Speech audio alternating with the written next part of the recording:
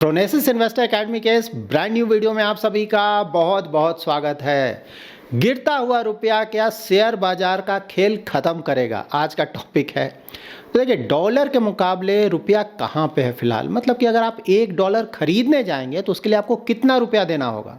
आप 50 रुपीज़, 60, 70, 80, 90 कितना, तो फिलहाल जब हम ये वीडियो रिकॉर्ड कर रहे हैं उस समय ये वैल्यू है 90.7, मतलब $1 खरीदने जाएंगे तो उसके लिए आपको 90.7 रुपीज़ देना होगा। और पिछले कुछ समय से रुपी डॉलर के मुकाबले बहुत गिर रहा है, इसी को बोलते हैं रुपी डिप्रिसिएट कर रहा है या फिर कमज़ोर हो रहा है। तो क्या सच में रुपी कमज़ोर हो रहा है या फिर कोई सोची समझी हुई रणनीति के तहत ऐसा किया जा रहा है।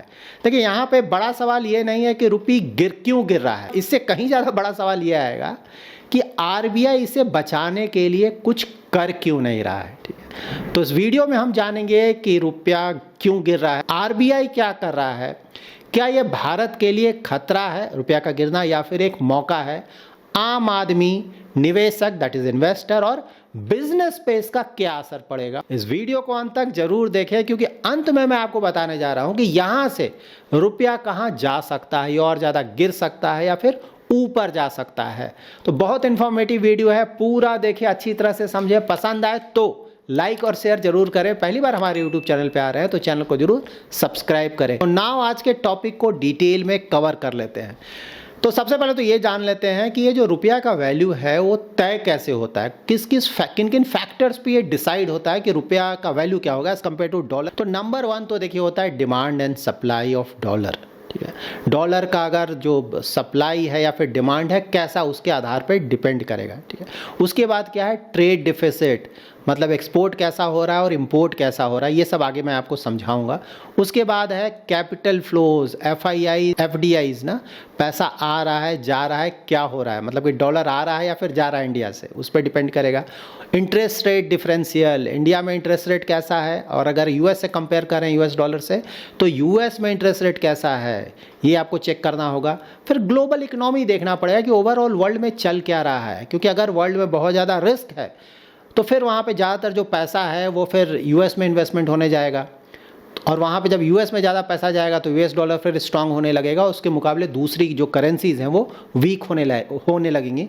इनफैक्ट जब यूएस में भी प्रॉब्लम आएगा तब भी आप देखेंगे कि पैसा यूएस में ही जाता है। ठीक है, वर्ल्ड में कहीं प्रॉब्लम हो या इवन यूएस में ही प्रॉब्लम हो तो पैसा यूएस, क्योंकि उसको सेफ हेवन माना जाता है। यहाँ पे सिंपल भाषा में आप ये समझ लीजिए कि जब भारत को डॉलर ज़्यादा चाहिए तब रुपया गिरेगा, और जब डॉलर का सप्लाई बढ़ जाएगा देश में तो वहां पे रुपया मजबूत होता है। नाउ हम डिटेल में जान लेते हैं कि यूएस डॉलर का जो रेट है वो किन किन चीज़ों पे डिपेंड करता है।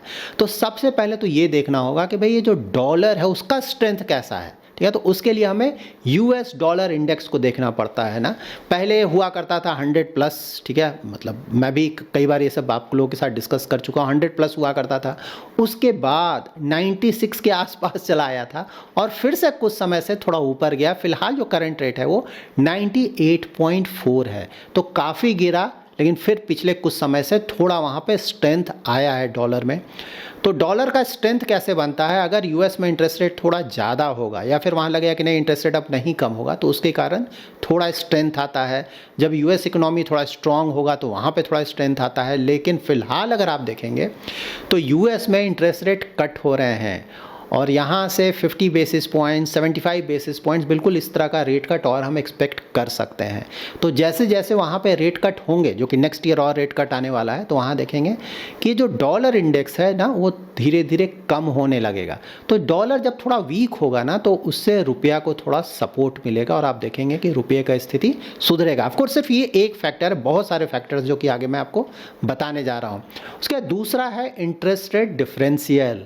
ठीक है, अगर यूएस में इंटरेस्ट रेट क्या है और इंडिया में इंटरेस्ट रेट क्या है, तो अगर 10 ईयर जीसेक देखेंगे ना इंडिया का तो 6.6% के आसपास है और यूएस में कितना है फिलहाल, तो करंटली है अबाउट 4.17%, मतलब रफली बोले कि 2.4% का डिफरेंशियल है। ठीक है, तो ये जो डिफरेंशियल है ना पहले बहुत ज़्यादा हुआ करता था। 2014 का अगर आप डेटा देखेंगे ना तो ये डिफरेंशियल दोनों के 10 ईयर जीसेक में अबाउट 6.3% के आसपास था। इतना ज़्यादा डिफरेंशियल, वो डिफरेंशियल अब बहुत कम हो गया है, 2.4% के आसपास।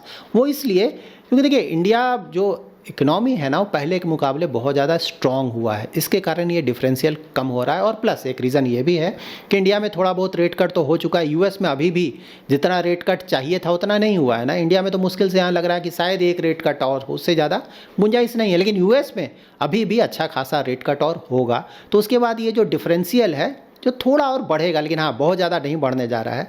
तो पहले के मुकाबले ये भी एक बड़ा रीज़न है। बड़ा डिफरेंशियल होने से क्या होगा कि यूएस में मान लीजिए इंटरेस्ट रेट बहुत कम है, इंडिया में इंटरेस्ट रेट बहुत ज़्यादा है, तो वहाँ से पैसा ज़्यादा इंडिया में आएगा ना कि भाई ठीक है यूएस ना AA+ रेटेड इकोनॉमी है या फिर AAA रेटेड इकोनॉमी है, क्योंकि अलग अलग रेटिंग एजेंसीज ने अलग अलग क्रेडिट रेटिंग दिया हुआ है यूएस को। तो वहाँ सही बात है, सेफ्टी है, तो सेफ्टी भी अगर दे रहा है, इंटरेस्ट रेट भी थोड़ा ज़्यादा दे रहा है, तो लोग वही इन्वेस्ट करेंगे ना। इंडिया का तो क्रेडिट रेटिंग बहुत ख़राब है रिलेटिवली, मैं बोल रहा हूँ, क्यों यहाँ आएंगे। लेकिन वही अगर यूएस में इंटरेस्ट रेट बहुत कम हो जाए और इंडिया का इंटरेस्ट रेट बहुत ज़्यादा होता है, तो यहाँ ख़राब क्रेडिट रेटिंग है फिर भी कुछ पैसा तो यहाँ आएगा कि नहीं भाई यूएस में इंटरेस्ट रेट बहुत कम है, इंडिया का बहुत ज़्यादा है, थोड़ा पैसा वहाँ डाल देते हैं। तो जब इंडिया में यूएस डॉलर्स इन्वेस्ट होने आएगा तो ऑफकोर्स यहाँ पे आप देखेंगे कि रुपया स्ट्रांग होगा और डॉलर थोड़ा वीक होगा। तो ये भी बहुत इंपॉर्टेंट है। तीसरा है ट्रेड डिफिसिट। ठीक है, अभी क्या हो रहा है कि यूएस की तरफ से 50% का टैरिफ लगा है।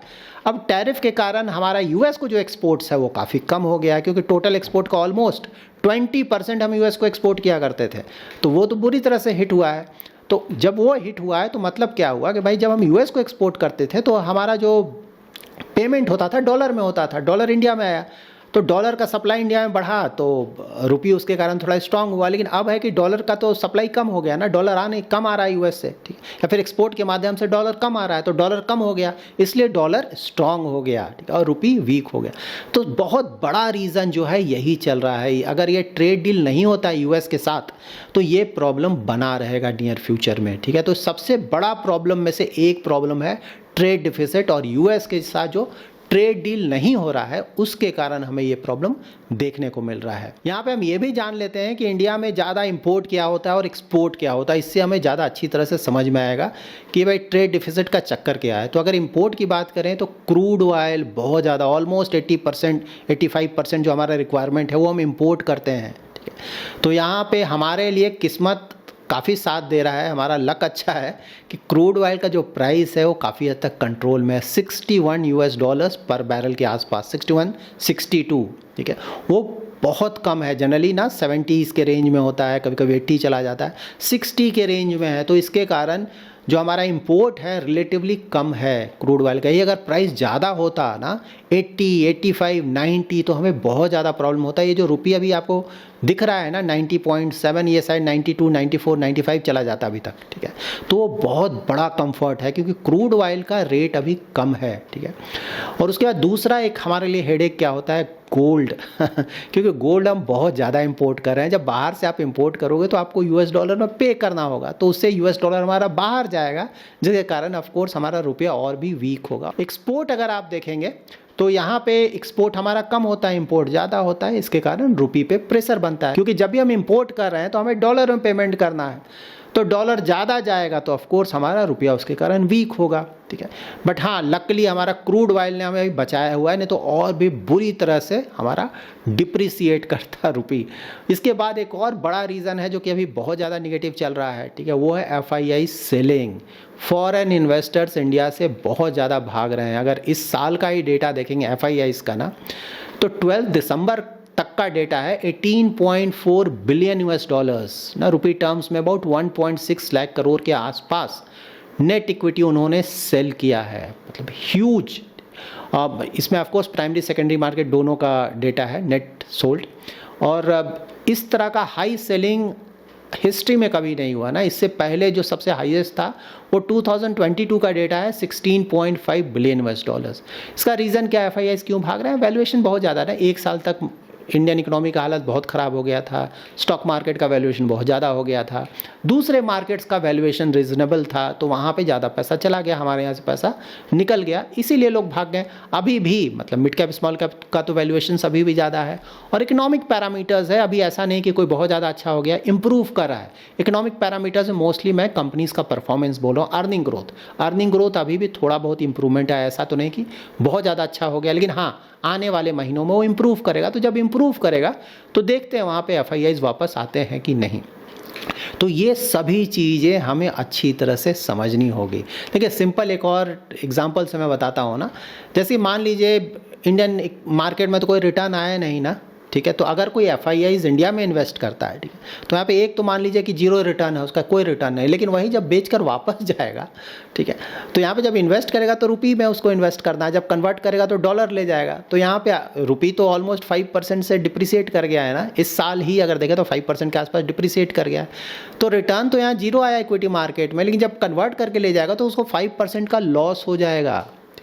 और मान लीजिए इक्विटी मार्केट ने अगर 5% का रिटर्न जनरेट किया है, तो ये रुपी अगर 5% से डिप्रिसिएट कर रहा है तो उसका रिटर्न जीरो हो जाएगा, तो उसका रिटर्न बहुत घट कर आता है इसके कारण। तो एफआईआईज इसके कारण भी भाग रहे हैं, और क्योंकि अभी नियर फ्यूचर में लग रहा है कि रुपी थोड़ा बहुत और ज़्यादा डिप्रिसिएट करेगा, तो वो तो भागेंगे ना, देखेंगे यार और भी ज़्यादा प्रॉब्लम में आ जाएंगे, रिटर्न आ नहीं रहा है, रुपी डिप्रिसिएट कर रहा है, तो ये सब प्रॉब्लम्स हैं।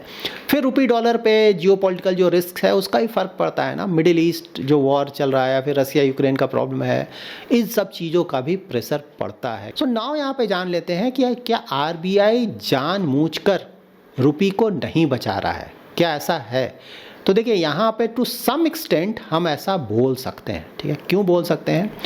क्योंकि देखिए एक्सपोर्ट को अगर आपको कॉम्पिटिटिव बनाना है, जैसे चाइना का बेस्ट एग्जांपल है, चाइना जानबूझकर इंटेंशनली अपने करेंसी को वीक रखता है ताकि उसका एक जो एक्सपोर्ट है वो बहुत ज़्यादा कॉम्पिटिटिव हो, क्योंकि अगर आपका करेंसी वीक रहेगा ना तो आपका जो एक्सपोर्ट जो आप सामान करें थोड़ा सस्ता जाएगा बाहर, और थोड़ा सस्ता जाएगा तो ऑफकोर्स उसका डिमांड ज़्यादा आएगा, लोग ज़्यादा खरीदेंगे, ठीक है। तो एक तो ये है कि आरबीआई ट्राई कर रहा है कि भाई हमारा ऑलरेडी यूएस के साथ प्रॉब्लम चल रहा है, हमारा एक्सपोर्ट बुरी तरह से हिट हुआ है, ठीक है, तो एक्सपोर्टर्स को एक तरह से सपोर्ट दिया जा रहा है।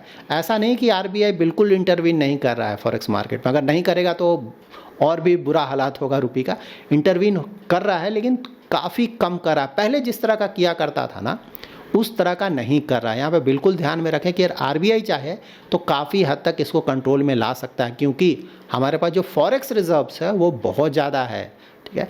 तो ऐसा ये बोल देना कि आरबीआई यहाँ पे कुछ नहीं कर सकता है, सही नहीं होगा। आरबीआई बिल्कुल चाहे तो इसे एक लेवल तक जाकर, अगर आरबीआई चाहता कि नहीं 90 से ऊपर नहीं जाने दूंगा, कर सकता था, ठीक है, लेकिन फिलहाल नहीं कर रहा है क्योंकि एक्सपोर्टर्स को प्रॉब्लम हो रहा है, उन्हें थोड़ा हेल्प करना पड़ेगा और वो किया जा रहा है टू सम एक्सटेंट। और प्लस फॉरेक्स से आप ज़्यादा ना सेफ गार्ड करोगे, रुपये को कंट्रोल में करोगे, तो फॉरेक्स रिजर्व भी तो आपका उसके कारण ख़त्म ही होता है ना।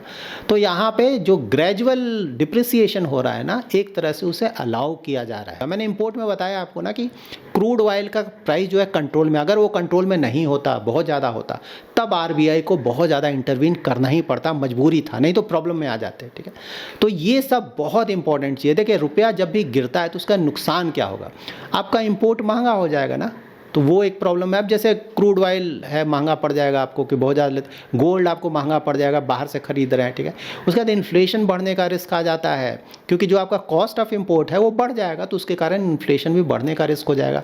बाहर घूमने जा रहे हैं, बाहर पढ़ने जा रहे हैं, उसका आपको खर्च ज़्यादा लगने लगेगा। लेकिन इसका फ़ायदा भी है, जैसे आपके जो एक्सपोर्टर्स हैं, IT कंपनीज़ हैं, उनको फ़ायदा है, फार्मा की कंपनी जो एक्सपोर्ट करती हैं, टेक्सटाइल है, मैन्युफैक्चरिंग एक्सपोर्ट है, सबको फ़ायदा होगा, ठीक है। तो इस तरह से आप इसको देखें, हर एक चीज़ का फ़ायदा और नुकसान होता है ना। इंडियन रुपी का फ्यूचर क्या हो सकता है, सबसे ज़्यादा जरूरी तो ये है।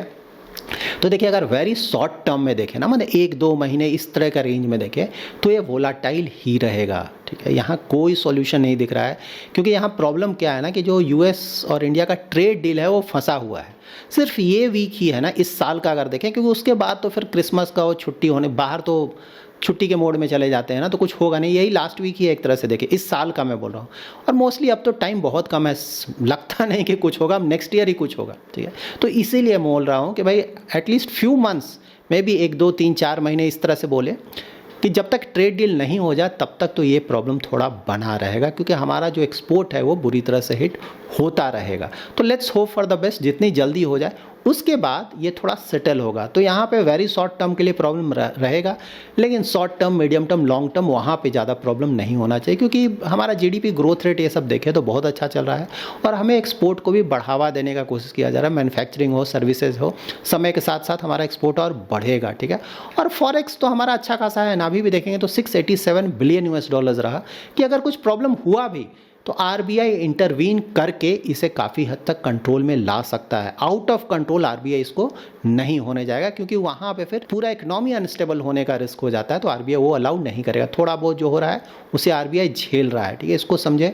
तो कंट्रोल्ड डिप्रिसिएशन को अलाउ किया जा रहा है, लेकिन इसे नहीं बोलेंगे कोलैप्स कर गया, क्योंकि कोलैप्स होगा नहीं, क्योंकि आरबीआई उसे रोक सकता है। आरबीआई के पास इस तरह का इम्यूनिशन है, क्योंकि हमारा फॉरेक्स बहुत ज़्यादा है, ठीक है।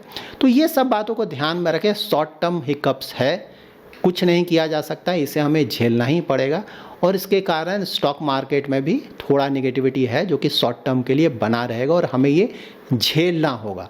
देखिए यहाँ पे सॉल्यूशन क्या है कि यूएस के साथ अगर हमारा ट्रेड डील हो जाए तो उससे बहुत हद तक जो सेंटिमेंट है चेंज करेगा और रुपया काफ़ी हद तक कंट्रोल में आएगा, और उसके बाद जो हमारा अर्निंग ग्रोथ है, जो कि उम्मीद है नेक्स्ट ईयर से इम्प्रूव करेगा, जैसे जैसे वो इम्प्रूव होगा तो वहाँ से थोड़ा वैल्यूएशंस भी हमारा अट्रैक्टिव होने लगेगा, तो वहाँ देखेंगे एफआईआईज भी थोड़ा बहुत इन्वेस्टमेंट स्टार्ट करेंगे, उसके कारण भी रुपये पे जो प्रेशर है वो काफ़ी हद तक कम होगा।